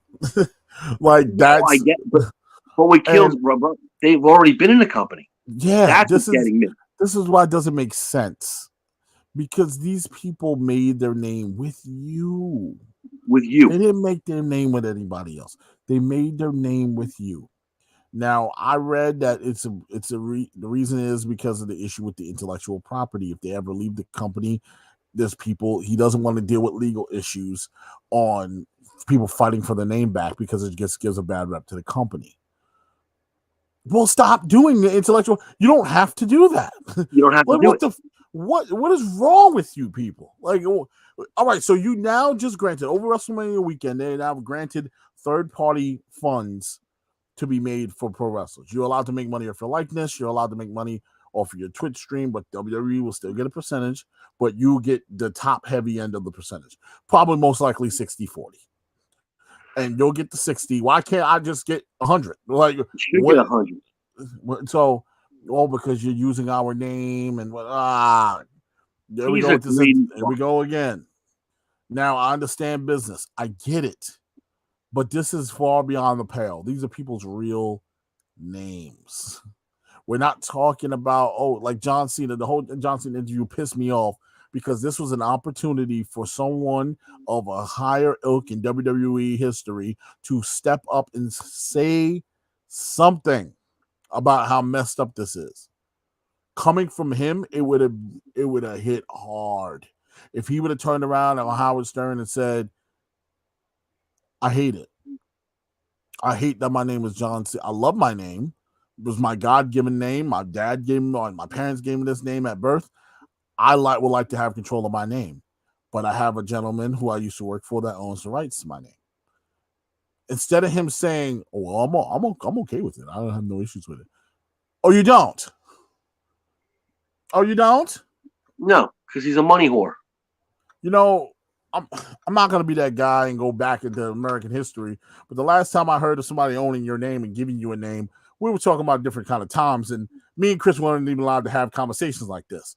So I'm just saying, if somebody wants to come out and tell a real story about what the hell's going on and written in these contracts, please be my guest. Don't give me innuendo. Don't give me, you know what I'm talking about, but I really can't say. No, if you're going to come out and say something, say it. Just give us the truth. What is the issue here? What's the issue? I just think he's a meddling idiot, and like back in the day when Sid Vicious was coming over from WCW, and they changed him to Sid Justice. I get it. He was coming from an established company, and you changed it. I get it. These people are coming from your own company. Makes no sense. You really needed to control the name Marcel Bartel, or you wanted to, and then you knew you couldn't, so you have to change it to Ludwig Kaiser? Come on. My man named him after. Literally, Vince ordered a Kaiser roll for breakfast that morning. The kid that brought it to him name was Ludwig. Guarantee you that's how that happened. Yeah. The point I'm about to make is it's the little things to Vince that bothers him. The double names. I've told you guys already about that. Conrad Thompson and Bruce Pritchard had a whole thing on this. Conrad said the same thing I said. Why? It's just a thing Vince likes to do. It's a thing that, and Bruce couldn't answer the question. He couldn't answer because you don't want to know, Bruce, you want to know why you can't answer the question? Because A, you're not in the man's head, and B, you're not as deranged as he is. Yeah, because he's crazy. That's why. You're a normal human being. Okay? Why are we touching people's names? Do you know there's t-shirts made with these people's names on it already? Do you know there's money made already with these people's names on it already? Raquel Gonzalez, wasn't she in the Royal Rumble last year? Yes. The year before? Chris. The NXT, the WWE universe knows who Raquel Gonzalez is. Now these kids got to learn a brand new name. Like, do you understand? I'm not worried about me. I'm smart enough and more educated enough and more seasoned enough to know the difference. But now these little kids that watch wrestling are going to think, wait a minute, don't she look like, is that the same person? Does she have a twin? Why would I want the kids questioning it? They should just automatically know who they are. Oh, I heard Dakota Kai's under consideration too for a new name. Oh, Dakota Kai. That's not even her real name. Dakota, they're gonna just name her Dakota Denver. Yeah, I have the double D's. Kaylee Ray's not her real name. Not her real Indy name. Hartwell's not her real name. No, it's not. But so these are the names your company gave them, and you're gonna change them. These ladies have made a lot of money off these names. You have made a lot of money off these names. Now you're going to change them and try to make more money off the name. No, do you understand? People are fickle. Wrestling fans are very fickle. A slight name change can turn somebody off of someone. Turn Go someone Act off. 7. Go Yeah. Act 7. Go Act 7. Right. Go Act But 7. What happened to him? How does Gable Steveson keep his name? If this is what you're claiming. Intellectual Austin property. Theory had to lose Austin because it's his actual first name. Now he's just Theory. Don't worry. Come on, Gable's going to lose his name too real soon. All rules apply. Well, we'll see. We gotta keep in mind, Chris. We have no issues of making money and presenting him as the Olympic gold medalist, Gable Steveson. Off of his accomplishment. Yep. Once we get our claws in him, now we can play around with the guy. That's messed up, and it shouldn't be that way. Like, it breaks my heart that Braun Breaker is named Braun Breaker. He can't even. You can't even honor the kid's family heritage by just naming him Steiner. You can't do that. You can't do that. That's horrible. That's horrible. Well, but this is the company this guy chose to work for. Man. Again, like according to their logic, then he would have to lose the Braun because his real name is Bronson, and then he would just be Breaker. Mm-hmm. So I'm not buying what I read as to why. I'm going back to what you said because this is a crazy man who just likes dumb shit, and that's it. And he's greedy and wants to control everything. And Absolutely. It's shills like John Cena who bent over, took it in the ass willingly, and accepted the fact that I'm going to let this grown man own my name and likeness. Andrew, I know Gabe Stevens is known around the world as an Olympian. That's how he gets to keep his name. No, what's the difference? That means nothing. You want to know why? Didn't Chad Gable compete in the Olympics? Didn't he medal? Yeah. Andrew, you can't defend him on this one, Andrew. I'm sorry. If he doesn't want them keeping their own names, then he changes Gabe Stevenson's name. Sorry. Yes. Because that's going to be, if I'm Indy Hartwell, that's going to be my first defense. But that's why I'm telling you, that's not the reason. Oh, it's not. The reason is he likes dumb shit. We already heard it straight from Moxley's mouth. He likes dumb shit, and this is what he does. But now he's at the point, Rodney. Every week he's tinkering with somebody who's been an established person in his NXT brand, or on his main roster. He can't help himself. The man was told not to go out there and compete at WrestleMania. Everybody, every producer, everyone in Gorilla told him this is a bad idea. He still went out there and did it anyway. Yeah. The man's crazy, folks. And I've learned to accept it because until the day a wrestler of a higher ilk in that company or has a reputation of being very close to Vince McMahon, like a John Cena, until they open their mouth and really say something, that's when change is not going to be made. Rocky did it. Dwayne Johnson did it. Took his name. He took his name. Said, you ain't fucking, Cody Rhodes had to sue him. So here's an idea, Vince. If you don't want people suing you, then let them take the fucking names with them. Chelsea Green suing this man currently. For her, then that's her real name, correct? Name. Her birth name. Her birth name. That's written on her birth certificate. I would double sue him if I could. My parents are going to sue you, and then I'm going to sue you. How about that? See, he's running into trouble.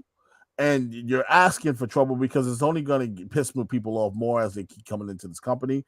Folks, I know it's your dream to walk the line of WrestleMania and stand on that stage and have 100,000 people yell your name. I know it's a dream. But please, I say this every time. Before you go to this company, know what you're getting yourself into. Do your homework. Talk to wrestlers that's in there. And if they tell you that they had such a great time and it's wonderful, tell them no. I know that's what you were going to tell me. Tell me the truth. Because last time I checked, you walked in as so-and-so, then you got to NXT, then you were so-and-so, and then you got to the main roster and you're so-and-so. Tell me about that. which like you broke your ass in NXT to create yourself as a star, Raquel Gonzalez, and now you just okay. Then it didn't count. Let's present you as somebody totally different. And people, and I see a lot of the older wrestlers on Twitter talking about, oh, it's just a simple name change, ain't going to change anything. They still can go on the ring. No, I'm going to speak for the little ones that can't speak for themselves. It does a lot as a kid. When you see a character as one person, they come back as another. Look, I watched Mick Foley do it 3 different times. Okay, I still knew it was Mankind, but he did it. But he changed a whole character. He did not go in there as the regular person that he always was, change his name, and then go back out there as the regular person he always was.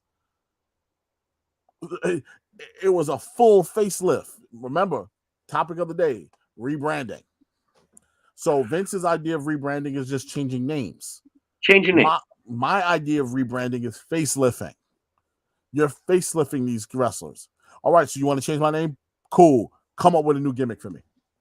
Or I'm not competing. You can release me right now. Well, Elias, why does he have to be Ezekiel? Like I get. Listen, watching the banter with Kevin Owens is entertaining. Oh, it's fun. That he's telling him you're Elias. But how long could that joke go before it's just why isn't he Elias? Why isn't he Elias? Why do you have to change his? Again, you establish somebody. And you change his name. And you're going by, he's Elias's younger brother. Come on. Stupid. It's dumb. Bad enough the man should just grow the beard back. Or just get a 5 o'clock shadow. Dude, there's a reason why he had the beard. It's a reason, folks. There's a reason, dude. He looks crazy. He looks nuts. He looks crazy. So there's a reason why I know that man personally chose to grow a beard. Yes. Let him grow a goatee, please. Please let that man grow a goatee. He's ripped like a fucking brick shit house. Oh, no, he's cut up, bro. Yeah, man. But again, like he created the character. Well, he didn't create. He honed that whole character, Elias. And then it was over. We don't know who it is. But now he's Ezekiel. Come on. So stupid. The E for WWE stands for what with Ezekiel? This kind of doesn't even go together. What was Elias's full name before he lost his last name? It was I was starting with an L. He was the in NXT. What was come on? I know he was the Drifter, but what was the fucking he had a full name. He had a full name. He did. It wasn't just Andrew. Andrew, give us the facts on that. Because I used to know all of them. Him, Rusev. I was like, Alexander Rusev was Rusev's full name, which was perfect. Big E Langston. Another full name that they just disrespected and just called him Big E. Elias Sampson. What a beautiful name. You couldn't just call this man Ezekiel Sampson? Or Samson. A throwback to his old, yeah. I'm Samson, Elias's little brother. But you got to have him. The character don't even. I know everybody, this time of year, they come off the high of WrestleMania, all the WWE fanboys, and I try not to fucking blow up their good time, but this is why, people, because this is what he does. And I'm sorry, it does make a difference to the character, to what you're watching. It makes a fucking difference. People don't want to admit it, but it does. It does make a difference. It makes a huge difference. To a little kid, they don't know the difference. It's difficult for them to see. That's like them seeing John Cena, and then John Cena comes back as James Sienna. Totally different look. Yeah. Totally different. I got no problem with who is this guy? I got no problem with if someone's really special and they can carry one name, right? But we're not talking about Madonna here that can carry one name. Now, like he just, I don't know. Austin Theory has a good ring to it. Now, Theory has no ring to it. None. All None. right, so we got to answer this real quick. He goes, Charles Edward Bates is Chad Gable's real name, so you're wrong about Stevenson. Also, Chad didn't medal in the Olympics. Wait, Okay. what am I wrong about? What am I wrong about Gable Stevenson? So about Gable having his name changed. Oh, it's coming. So look, if you think Andrew, I'm already open your introduced mind. him as Gable Stevenson. I'm gonna open your mind a little bit, buddy. I'm gonna address this backwards for you. Just because a man didn't medal in the Olympics doesn't change that he's an Olympian and known around the world. Okay? Just because you medal, Tanya Harding, listen, by the way, Tanya Harding didn't medal in the Olympics either, but we all know who the fuck Tanya Harding is, don't we? Just saying. All right? So, you got to understand the concept here. You got to get it, okay? I knew Chad Gable wasn't his real name. We all knew Chad Gable wasn't his real name. What makes it worse? I was about, but I was about, that's why I wanted to address it backwards because I wanted. That's number one. Number two, we all knew that. That's not the concept of what we were saying is an Olympian doesn't mean that you're exempt. But I'm pretty sure as an Olympian, Chad Gable was known as Charles Bates. I would not want to come into a wrestling company as Charles Bates so everyone knows who I am. Because no, I didn't just compete in the Olympics. Chris, if you're walking into a place, don't you want to come in as a name that everybody knows you are and not some made-up name? Yes. It works both ways, Drew. That's what we're trying to say. We know that's not his real name. But if he can't walk in there as Charles, all right, you gotta change it. Change what? They could have called him Chuck Bates. What's Chuck short for? Charles. Hello. But we all know they're not changing Gable Stevenson's name. They're not changing it. And that just goes to my point of if that's the excuse that he doesn't want them having their real names, then it should apply to everyone. But that's why I'm saying it's not an excuse. It's just my point is you got to get your clause in him first for him to get his name changed. Or maybe it's like I said, we don't know how this is written on paper. Is he cool? Does he fully understand that he will not own his name for the rest of his life? Does he know that?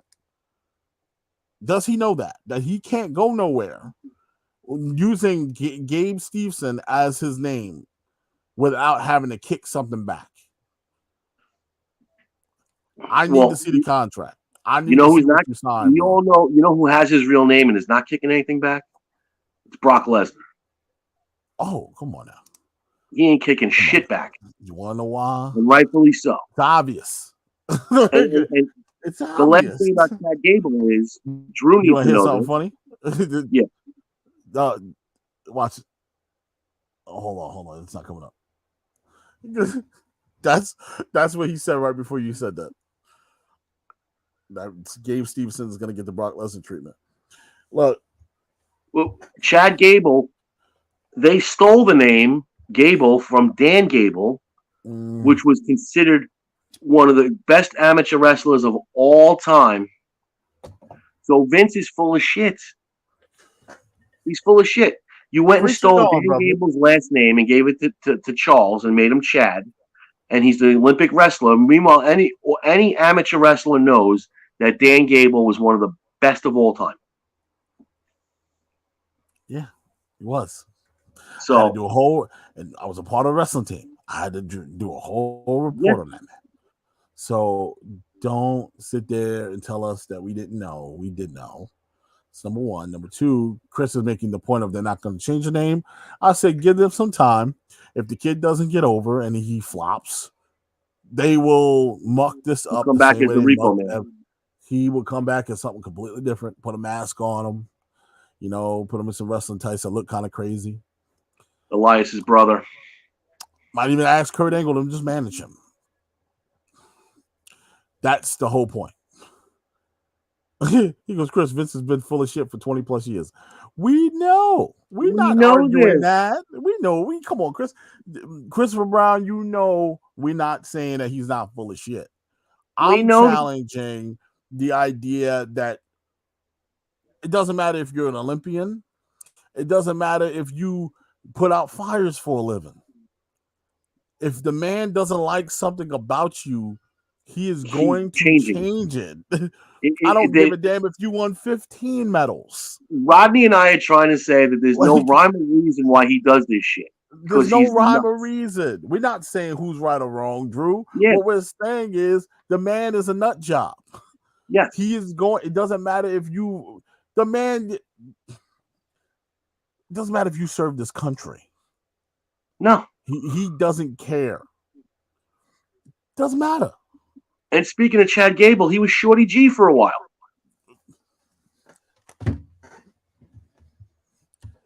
That would have been some match, Rodney. Enough said. That would have been some match. Shorty G and Butch. That would have been something else. Enough said. Yeah. Enough said. I'm just saying, Chris. Yeah. It took one person to say that on live television. Next, change the kid's name. Rightfully so. Did they change it back? Thankfully, they did. Did they change it back so the fat man can act like Chris Farley? And he can help train him?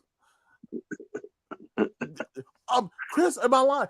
All I'm saying is, so when you tell me I was wrong about him getting his name changed, he did.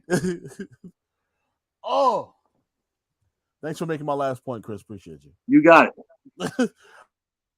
I had to take that one backwards. I wanted to leave the best for last. I wanted to leave the best for last. I didn't want to spoil it. But the man's name got changed to Shorty G. He wasn't getting over. Olympian, by the way. Olympian. Mm-hmm. That's what happens when you don't draw millions for Vince McMahon. He became a schoolyard bull. Now you be going around telling people, shush. Don't get me wrong. The gimmick is working and it's really good for him. It works. I almost bought myself a shush shirt myself. But you know what? It's no fault to Chad or to Chuck. I'm gonna call him Chuck for that one. No, Chuck. We're gonna call him Chuck. It's no fault to Chuck.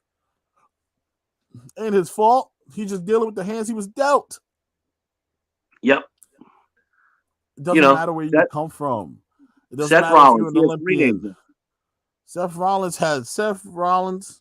No, Seth freaking Rollins. They made official on the yeah. Like instead of that being his moniker, Seth freaking Rollins, we got to change it to his real name.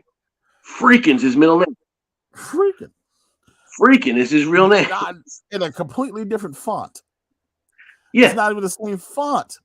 No. It's just Freakin. It's his middle name. Oh my God. I can't do this. It's crazy. I can't do this. I thought it was bad when Riddle's name got changed. Oh, it's still bad.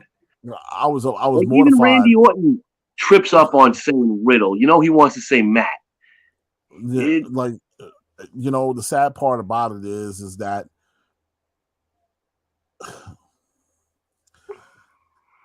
it ain't changing no time soon, guys. We got to just get used to it, and that's just the way it's going to be. Mark said, Shorty G and Butch, they both short. Yeah. Shorty Butch and Shorty G. That would have been a short match. Well, they can't get away with Seth motherfucking Rollins on live television. Well, no, I got no problem with the moniker. It's just they officially announced the name change to Freakin. If he comes Seth freaking Rollins, instead of him being like when he used to put it in his promos, I'm Seth freaking Rollins. Yeah. Like there was a reason he was saying it. Now it's his middle name. He was baptized. They made it his middle name. And his name is going to get changed again, which is perfectly non-understandable. I can't. You know, we were going to talk about NXT, but we kind of Andrew Comment kind of pissed. I think pissed us both off. We'll give you a full dose of NXT next week. It kind of went over your head, Drew. I don't think you understood what we were trying to say. But we were making the point that it doesn't matter who you are. I don't give a damn if you're an Olympian. I don't care if you were military. I don't care if you were somebody's mama. Your name is getting changed if I don't like it. If he wants to. And that's if I don't like it, if it don't rhyme, if it don't sit right, like that's another thing. If it doesn't rhyme. You're lucky Shane McMahon was a McMahon because his name probably got changed too.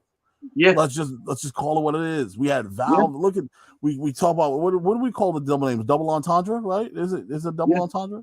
So you got Val Venus. Come on, God, I can go on for days with these double entendres. The Brooklyn Brawler. Come on, guys. It's a thing he likes to do. And if he feels that Indy Hartwell doesn't roll off the tongue, I guarantee you Dakota Kai also will be called Dakota Denver. By the time we're done, that's going to be her name. Yeah. Well, Kansas Kai. Kansas Kai. Yeah, Solo Sikoa. Kansas Kai from the sky. Kansas Kai. We'll talk on Thursday. Listen on Rhea Ripley. Fucking Raquel Rodriguez. Ronda Rousey, he got lucky. That's why he's obsessed with it. He got lucky with it. She draws millions, so you can't touch her. Yeah, no, he got lucky with her because it's a double R though. So he hit jackpot with that one. Can't muck that up. He could put a "the" in front of it though. The Ronda Rousey. True. Because she's a special attraction. Fool. She's a fucking fool. I can't. No, I'm telling you, man. He is a fool. That's why he loved Jeff Jarrett so much. Jeff Jarrett, Double J. Double J. Double J. He loved it. Triple H. That was a triple entendre. That's triple. Crazy. British Bulldog. British Bulldogs. Oh. Yeah, it goes on and on. It goes on and on. Hulk Hogan. Hulk Hogan. That's when it started. Hulk Hogan was then turned into Hollywood Hulk Hogan. So he did that on his own. Yeah, he made the triple entendre, but yeah. Like, that's crazy. So, look, if we learned anything about Vince McMahon, that he's a nut job and that he is going to change your name. It's crazy.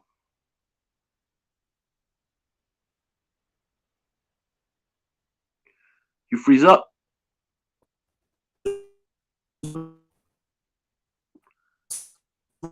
It's coming back. Oh, man, we got cut out? There he is. Oh, man, I got cut out. My bad, guys. Brutus the Barber Beefcake. Go ahead, Andrew. Rick Rude. Come on. Like this. Robert Roode. Another double R. He loves the double R. Bobby. He was Bobby Roode, then it had to be changed to Robert Roode. The glorious Bobby Roode was changed. You got your Roman Reigns. It's endless, dude. Endless. It is sad. Bianca Belair. Yeah, just go up and down. Double names. It just it rolls off the tongue better. It's easy to remember. Indy Hartwell is not that hard to say. No, that's not hard to say. Okay, Dakota Kai rolls off the tongue beautifully. Kaylee Ray rolls off the tongue. Kaylee Ray, beautiful name. Raquel Gonzalez, beautiful name. But then we get fucking Doudrop. Like, come on. So, look, also, I think that Doudrop had to play. She played into that. Carlito Colon. Look, at some point you got to understand what you got, and Vince is going to wind up screwing himself over with this homegrown talent because they're going to sit here and say, "This is stupid. This is stupid. Why am I doing this? Why do I keep getting a name change every 5 minutes? Every 6 months they're changing my name." Yeah. Oh, because I'm not getting over. It's silly. It's just silly. Silly to me. Well, folks, listen, we've talked this and we beat this dead horse down. I don't know what happens, Drew. I wonder. I think things are changing. As soon as Nick Khan takes over, I think he listens to the people that's around him that's wrestling people. And because he's still trying to learn this. And I think he listens to the ones around him. Triple H being one of those ones. I hope you lean on Triple H as your right-hand man because he's possibly the one that can keep WWE afloat. This old fuck was just in the ring. You think he's going to quit running the company anytime soon? Oh, no. Andrew's talking about Andrew's been plotting Vince's death for and he's plotting years. But it's not going to happen. He's like the man's going to live forever. He's going to live forever. He's going to torture you for the next 20 years, Andrew. It's a wrap. Yeah. The man's in his late 70s. He ain't going nowhere no time soon. No time soon. He ain't making no more magazine. He ain't making no more magazine covers of Muscle and Fitness. Maybe he might do a magazine cover of AARP, but not Muscle and Fitness. No. Oh, right on cue. Seth freaking Rollins. Oh, Jesus Christ. What a way to kick off Raw, guys. So if you guys get your TV remotes out, head over to Raw. Go check out what they got starting. Seth freaking Rollins coming to the ring. Should be a good time. But, folks, we're going to wrap up. We'll see you guys Thursday for Andrew's Hot Takes. I want to thank everybody for listening. Christopher Brown, Mark, Drew. We had who else was in here? Who else was in this room? Jessica Hoffman, always coming through. Christopher Brown. We also had Kyle from Four Corners of Commentary. I'm gonna see you on Wednesday, brother. We had all kinds of stuff going on in here today, but we appreciate every last comment we got. Mitch as well. Never forget about Mitch, man. Always coming in early, never here late. I don't know what the hell's wrong with him, but we appreciate you too, Mitch. We appreciate you too. Thursday, Andrew's Hot Takes. We will be live, baby. We will be live. Mark will be joining us. He just made an announcement. He will be on Andrew's Hot Takes. We got NXT to talk about, guys. We kind of went off on a tangent about name changes. It needed to be done, though. We got to get it out of our system. We love you all. Thank you for watching. Thank you for listening. We appreciate you. And we'll see you down the road. Peace. Peace.